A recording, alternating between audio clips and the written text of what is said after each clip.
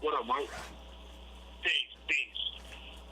Man, what's the deal with these kids, man? These kids are like so disrespectful, and it's like the parents don't even want these kids to be even responsible for their actions. Well, first we have to ask ourselves, they say it takes a village to raise one child. And it say train the child up in a way that it should go, and when they get older will never depart.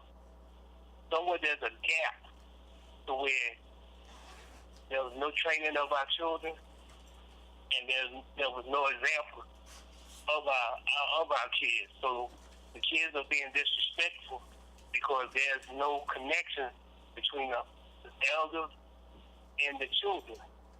So what you did is kids hanging out in the streets. So the streets are basically raising them. Then the age limit now from a parent to a child is almost 10 years apart. And so you got babies raising babies. And so they become more like a friend to a child than a parent to the child. So, you know, when you friends, you treat each other like homies. You treat each other like friends. So that disrespect comes from there's no real teaching going on in what we call the home. Yeah, cause it's like I don't know. It's what you think about it, Bass? Hey, I agree. I love the hell the way he broke that shit down, cause I be saying the same thing, but I say it a different way. But I agree with you 110% if that's even possible. That disconnect. There's a grave disconnect between us and them. But the problem is now, it's like somebody's trying to take advantage of that because they know that that's the disconnect. And now you got the old versus the young. Hell, it done got so bad to where if you 30 now, you consider old. Yeah. Think about it, that's how they do. If you hit 30, you're considered middle age now. Not 50, like our grandparents. No, when you hit 30 now, you're middle aged to them. But my whole thing is, I look at them like, but so if you think the older people being old is a bad thing, then what the hell you living for? Cause you got to try to get to where I'm at. Yeah. You better hope you get to live to be where I'm at. And then, you know what I mean? To see what I've seen and to know what I know. That's what life is all about. Like, what are y'all talking about? Y'all got the game fucked up. You young now. Yo, just think about it, yo. At the peak of crack cocaine, remember, life of respect. I think that they expected us to live like what? We was lucky to make it to 18 at the time. Yeah, that was real. You know what I'm saying? So it was like 21 was like a blessing. It was like a big thing. Yeah, you done crossed over when you hit 21. Because like a lot of people didn't even make it to 18. Right. Well, see, one thing you gotta factor in, especially when it comes to the black community, it's called social engineering. There are a group of people that studies our community, and they're studying of our community. Remember, they went in and taught Rick Ross how to cook up crack. Right. They come in, they bring the guns in our community. We don't own no gun manufacturing company. Exactly. We don't ship no drugs. This was brought into our community. And if you go back and do your research and investigation, matter of fact, they just saw where a CIA place caught on fire, and when they went in, they seen drug manufacturing equipment. They seen where they had a meth lab in the CIA building. So they create the drug and bring it to us, teach us. They give us the gun. How did a 14-year-old kid get a gun? Right. Mm-hmm. Hey, that's what the whole Iran-Contra affair was about. And I knew that then, that it was a drug deal going bad. Right. Yeah. Right. And then there's this thing called the Willie Lynch letter. And they say it pits the old against the young. Yep. And the young against the old. It's systematically done. And we fall into the trap. There was a movie with Al Pacino called Devil's Advocate. Yeah. Yeah, I remember that. And in the movie, Al Pacino tells Keanu Reeves, all I did was set the stage, and you danced. When they put the liquor stores in the black community, they set the stage, and we danced. When they put the drugs and everything, they set the stage, and we danced. And then when somebody come in and try to teach, that person is looked at as somebody wrong. So I see it. They get to see the drug dealer. They get to see the fancy cars and this and that. But when somebody comes in and ready to educate them, they don't want it. They don't want that. Right.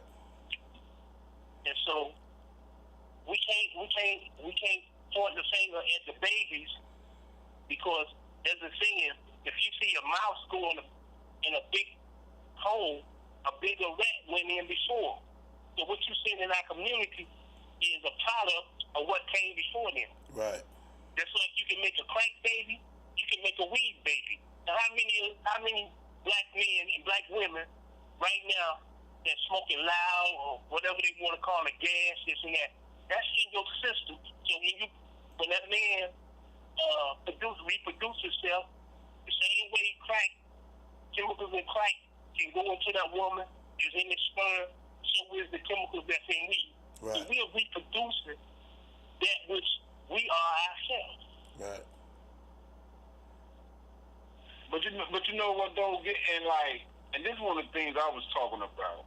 Like black people think because they ain't getting smacked across their back with a whip and they ain't in the cotton field, like they're not slaves. Right. And what they don't understand is the way they did it this time, they gave you something, they enslaved you with something you like. Yeah, I'm the biggest master, my fault. It's the biggest master in America right now. Technology is they just making the job easy. Right.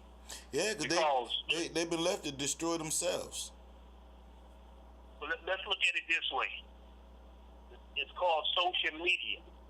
Media, maniac European devils in action. WWW.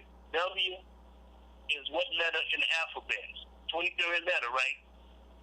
Yeah. 3 plus 2 equals 6. So you get 666. Count the mark of the beast. What is the number of a man? There's number 600, 3 scores, and 6, which is 666. Now you got the web. You got the World Wide Web. What is the web? The web is something you get caught up in. Is that right? Exactly. Yeah. They call it the internet. They enter into a net. A net is something you get caught up in, right? Exactly. So social media goes with social engineering. So while we're on Facebook, we don't put our face in a real book. We put our face on that book. We put up selfies. We become selfish. It's all about the self. To get self-attention. You see what I'm saying? Break it down. So somebody get up and put up a selfie because they want that attention drawn to them. So now the new high is attention. How many likes I can get? So a rapper will go do videos now just to get likes on YouTube. Right. Or how many views he can get. So now the new high is attention, and like Dan said, the internet is the new drug. It's the new high. It's the new thing now. Right.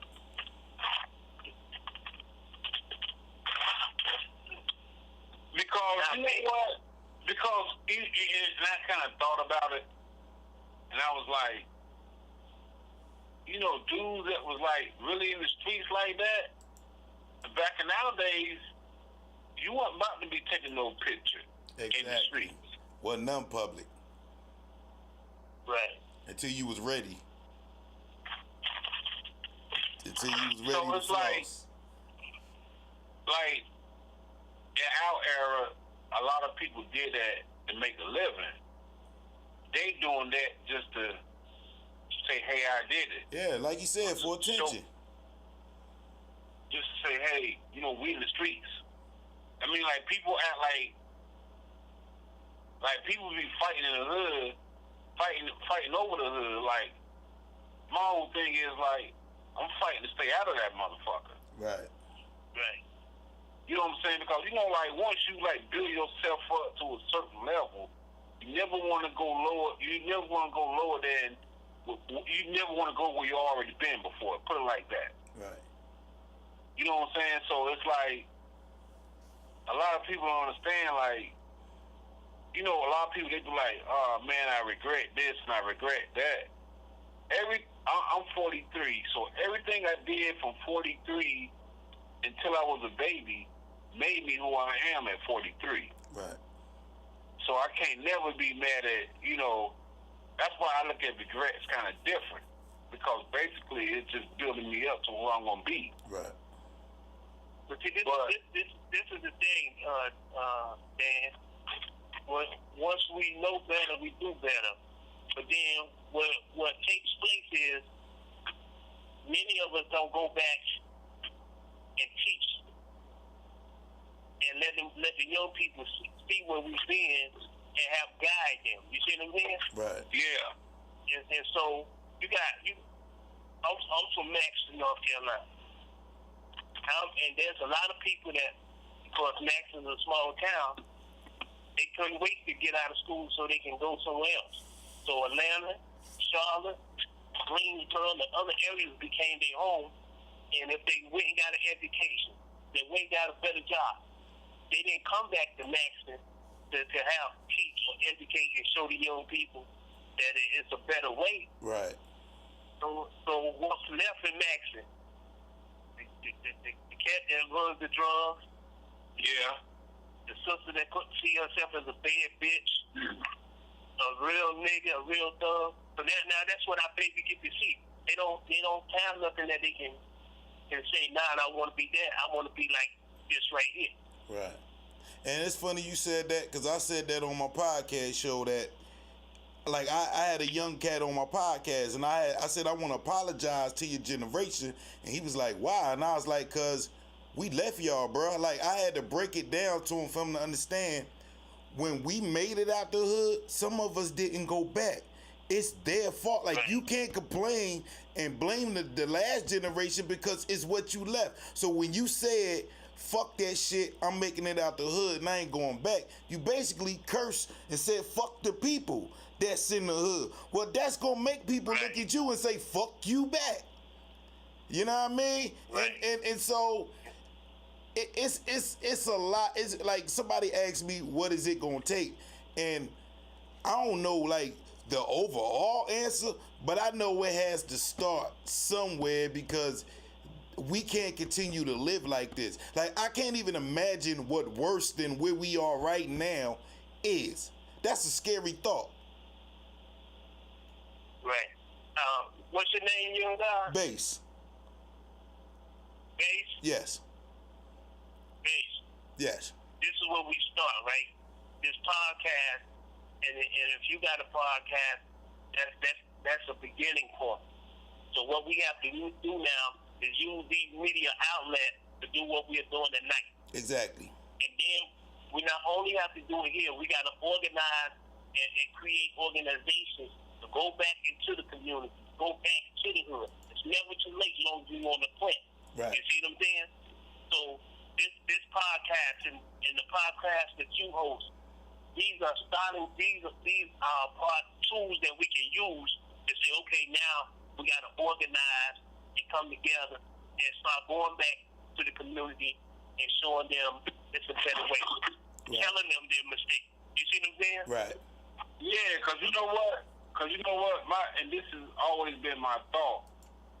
And I was like, if you got a bunch of, for example, if you got a bunch of poor people living with a bunch of poor people, how are they going to learn how to make it up to a middle-class situation? Because everybody around them is poor.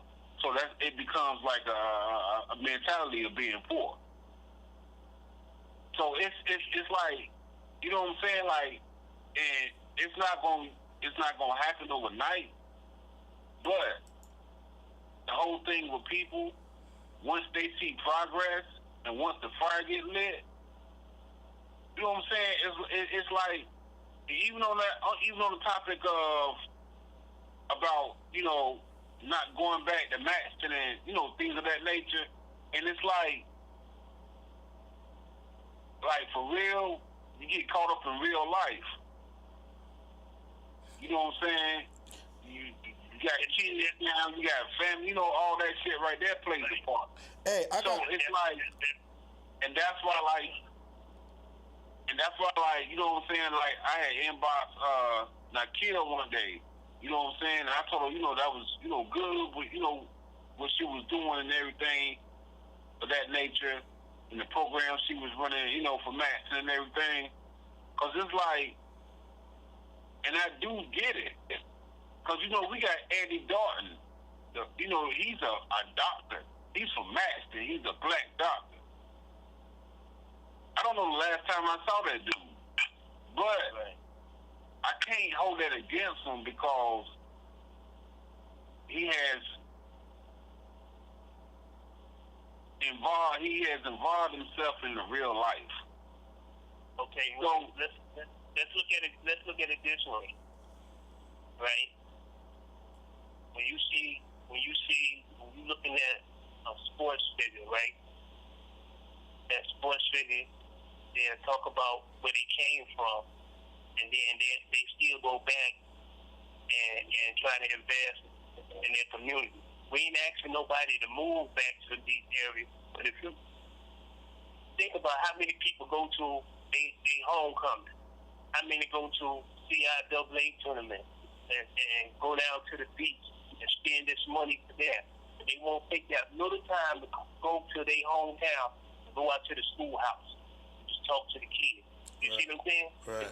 It doesn't take moving back to an area, it just take movement in that area. You see what I'm saying? You know how much it means? Do you know how much it means to young black men in a little town to see somebody that grew up and became a doctor? But no, he don't get to see that because the real life he come around. Right. Right, the real life he get to see is Ray Craig and all them that's running around with the gun, that's making the money. That's what they get to see. So, and you said something that's key. It said somebody that's poor to grow up around poor, they don't get to see how the economics and business and this and that. Right. So now let's take that right there. Because when we was coming up, our parents struggled, but we didn't know we was poor. Right. You see what I'm saying? Right. So, but now we see outside of our area, now we say, man, we had it rough. We didn't really have. But this is how we didn't think. So they did an experiment. They put some goldfish in a round bowl.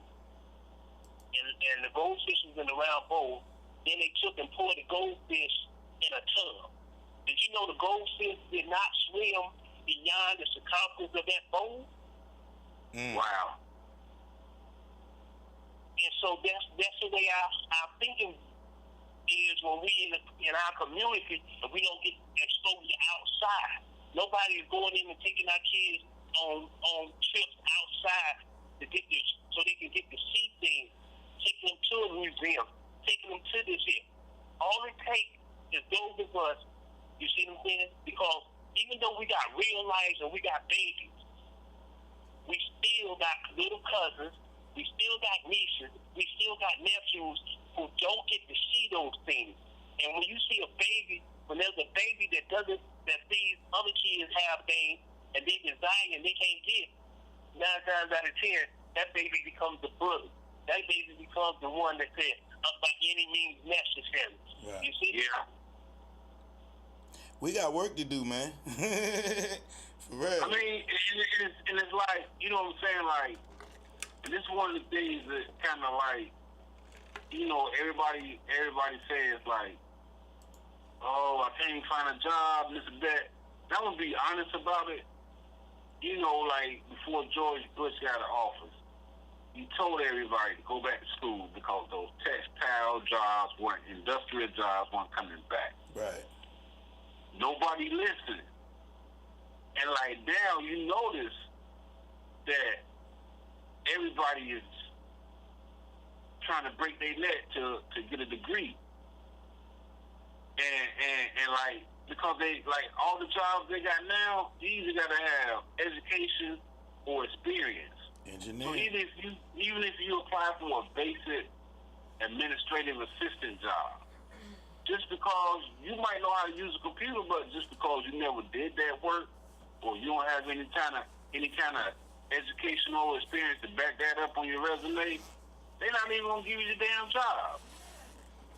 Just like the people in West Virginia waiting on Trump to open up the coal mines. Now, these motherfuckers don't understand. You're gonna go in that coal mine and you're gonna develop black lung. But because he canceled Obamacare, your ass ain't even gonna be able to get the help you gonna need. Right. And so what we gotta do now is start teaching our babies. Look, we gotta figure out how we can start a business and let them grow up into the business. Right? I used to know a white guy who used to be in a rock band, and he wore his hair down and he wore his clothes a certain way, and every time I would see him, we would talk and build, because I did some music with them. And so one day I saw him, his name was Chris. One day I saw Chris, and he was dressed in a button down, a button up, nice like so, and he cut his hair. And I said, yo, you seem like you made a real change. He said, yeah, man, my daddy told me if I didn't get my shit together, that he wasn't going to leave the business to me. So he had to make a decision, you see?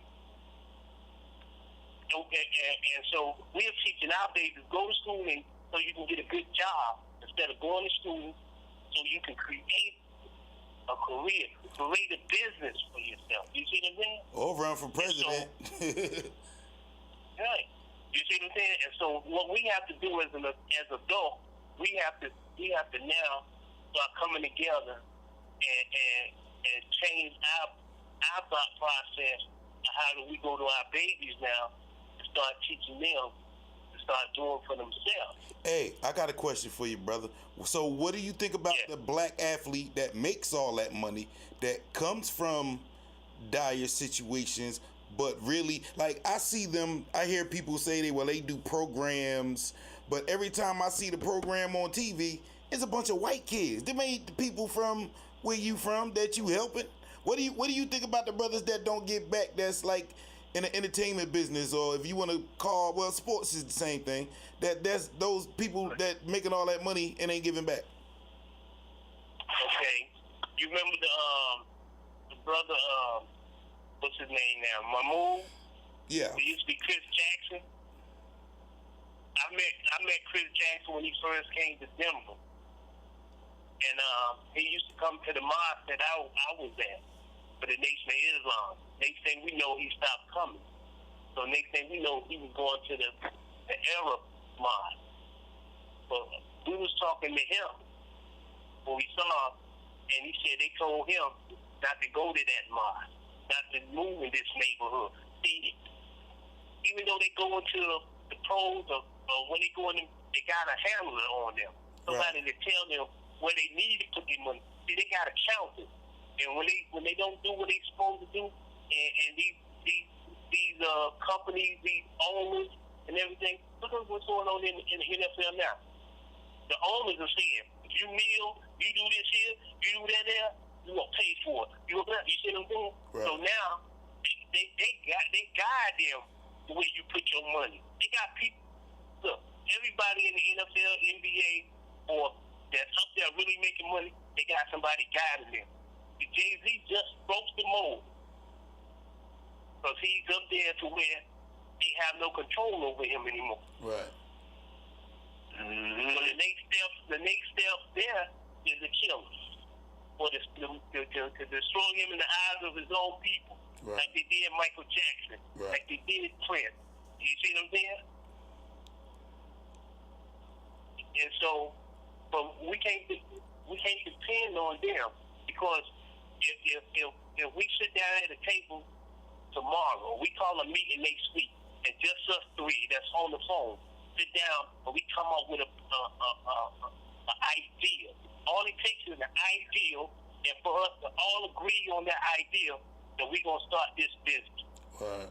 And then we do what it takes to start that business, and then we hire young people to come in and work here. You see what I'm saying? All it takes is the three of us to find one community and go in that community and talk to the young people and create resources to show them, okay, we're gonna have guys, these kids right here, in a better direction. You see what I'm saying? Mm-hmm. So it ain't how much money you got, it's how much time, energy, and the will and desire. You see what I'm saying? To make something happen. Remember, Jesus only had 12 disciples.